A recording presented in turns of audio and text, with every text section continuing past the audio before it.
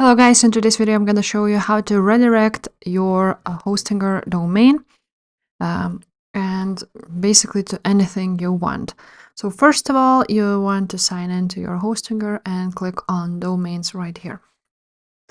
Now after you have been right here, you're just gonna choose a domain which you want to redirect. So for example, this one.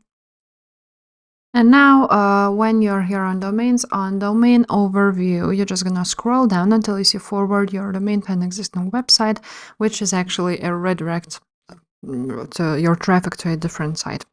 So for this video, I'm gonna choose my YouTube channel, for example. I'm just gonna copy it, go back here, delete the HTTPS right here, and create. And that's how you forward your domain to anything you want. So if this video was helpful, please leave a like, subscribe to this channel, and I will see you next time. Bye.